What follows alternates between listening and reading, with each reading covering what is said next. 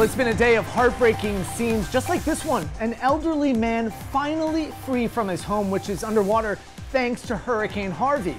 Now that storm is dying out, the rescue effort is ramping up. And some people had to crawl their way to freedom. This woman escaping her flooded home through a window, her house completely surrounded by water. Some had to be saved by air. Either they were trapped in a car or just stuck on the roof of a home.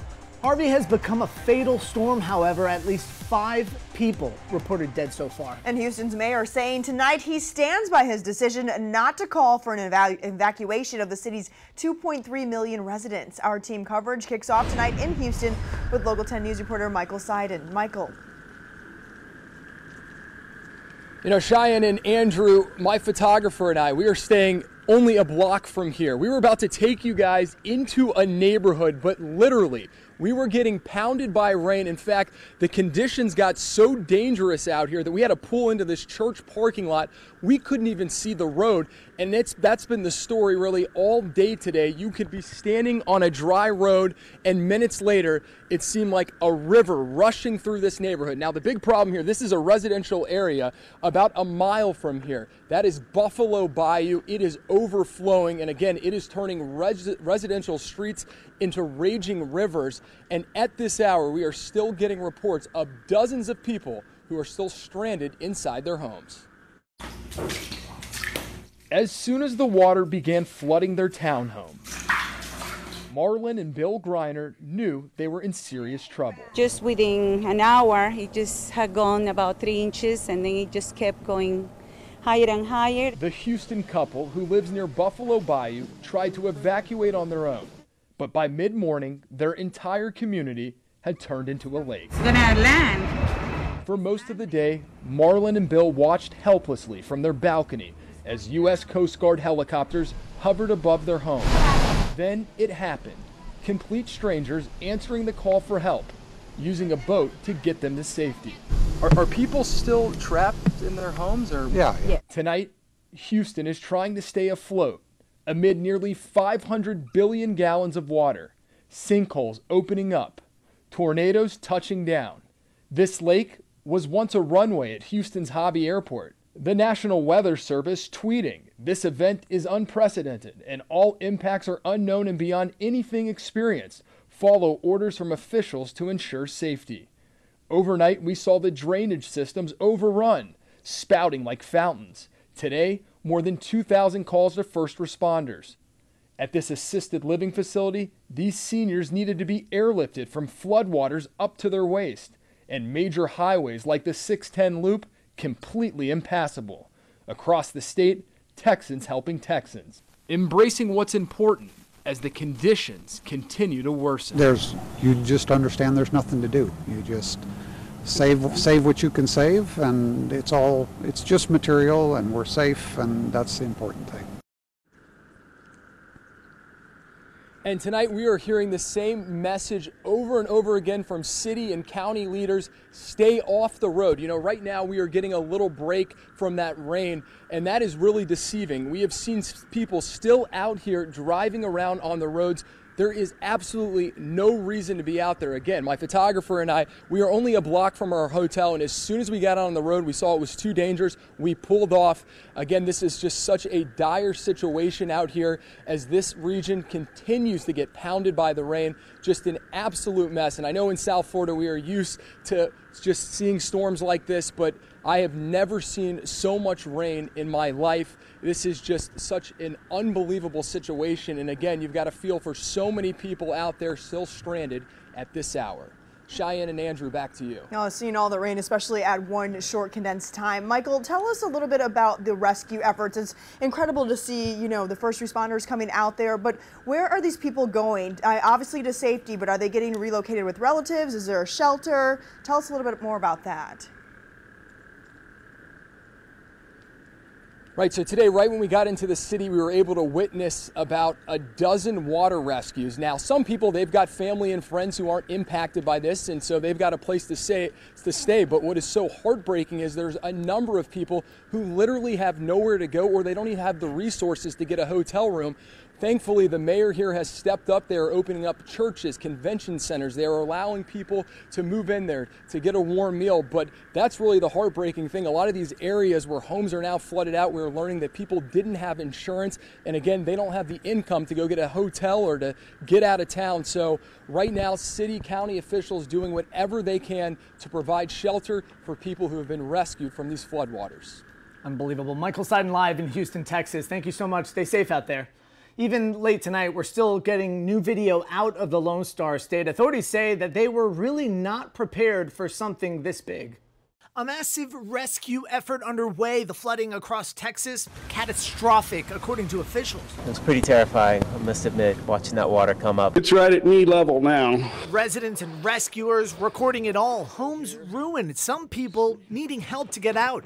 While covering the storm, reporters and rescuers finding victims and lending a hand. We were about to leave this neighborhood. There was a woman who had kind of flagged us down that her and her two elderly parents were still stuck inside the home. So I'm going to put the mic down. How you doing, sir? The world is watching on live TV, on social media as well. This photo going viral. The elderly at a nursing home near Houston calling relatives about the flooding. She said the water was rising. That was the last thing I heard. So my thought at that point was they're going to be dead within hours. Authorities say they're still expecting even more wicked weather, which means even more flooding around the Houston area and further east. Those senior citizens, by the way, they were rescued. Crews needed to call out a helicopter to help. Some residents have even been using social media to ask for help just to get out of their own homes. Well, first responders from across America are now heading to Houston, including crews from right here in South Florida. You see them there. Local 10 News reporter Leanne Morejon is live in Miami with that part of the story tonight. Leanne. And Cheyenne, a team from Miami Fire Rescue left this warehouse around 6 p.m. tonight. Just 2 crews out of so many from the state of Florida who are now joining what's become a nationwide effort to help Harvey's victims. South Florida's first responders rushing to Texas tonight, lending a hand as Harvey continues to unleash more rain and flooding. We got activation orders from FEMA to get on the road and to head to Texas. Miami Fire Rescue says they got the call around 4 p.m. but started preparing earlier this week. We've been watching and monitoring the news like everybody else has around the country. In preparation to go out the door. They will send a 4-person crew specializing in hazmat situations and a 14-person crew specializing in floodwater rescues. The swift water teams will be actively doing search and rescue with boat operations in the water. Overnight, the urban rescue team from Miami-Dade Fire Rescue loaded up to head to Texas. 45 specially trained people ready to help first responders with search efforts and technical rescues, bringing with them 60,000 pounds worth of equipment ready for whatever they might encounter. We'll be basically ready to assist in any type of rescue efforts via building collapse, flood issues, etc. And on top of that, we're also taking a complement of boats and swift water gear. Do you have room for water MREs on there? Yes. Florida's urban search and rescue team was also activated Sunday. 43 people in total left Tampa and are staging in Pensacola tonight before beginning their journey to Texas. 2 teams will assist FEMA and the state of Texas, trained to perform swift water rescues and logistical support. In a statement today, Florida Governor Rick Scott pledging any resources that are needed from our state to Texas. We also know that crews with the Florida Fish and Wildlife Commission are on their way to Texas, expected to arrive tomorrow morning, ready to hit the ground running once they get there. We also know that electrical crews with Florida Power and Light say they are ready to go if they are needed as well. Live in Miami, Leanne Morejon, Local 10 News.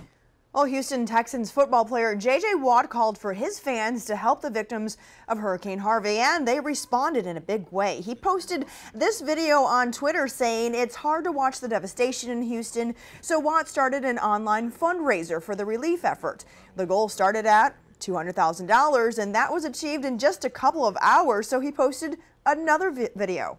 I'll probably bump up the goal here in a minute and see if we can continue raising money throughout the rest of the week, throughout the rest of the month, however long we can, because there's going to be so much money needed to make these relief efforts happen and be successful.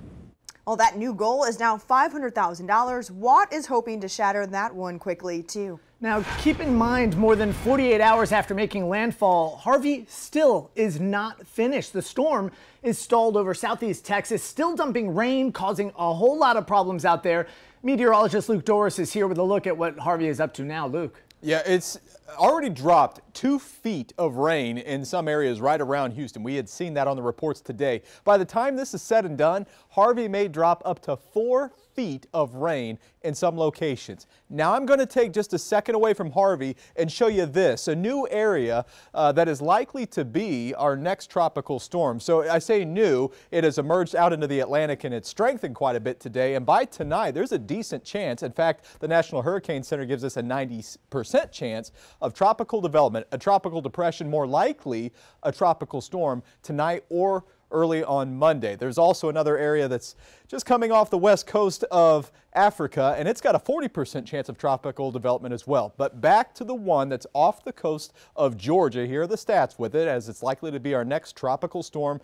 Right now it's stationary. It's not moving a whole lot, but I'm happy to say that this is not going to be a Harvey. This is going to actually start to move fairly quickly once it gets really off the coast of South Carolina. So by tomorrow, there you can see a tropical storm is forecast at this point, runs up North Carolina and then possibly even Virginia before this goes out into open waters after we get past our Tuesday. And it should move fairly quickly. So not the rainmaker that Harvey is, but still a strong storm nonetheless. And a tropical storm watch has been issued from about Myrtle Beach up to Nags Head, North Carolina. That same system is the reason why we've had quite a bit of rain really since last Wednesday. We saw it today, though I'm happy to say as well that the flood watch has been expired in the eastern half of South Florida. We do still have it out west. We're going to talk more about that, what you can expect through this week. Some more heavy rain is possible. That's coming up soon. Your Weather Authority keeping you up to date with our new and improved Betty Davis weather app. You can also check out local10.com for more info. And our own Michael Seiden is staying in Texas to track what's left of Harvey. We'll have another live report tomorrow morning.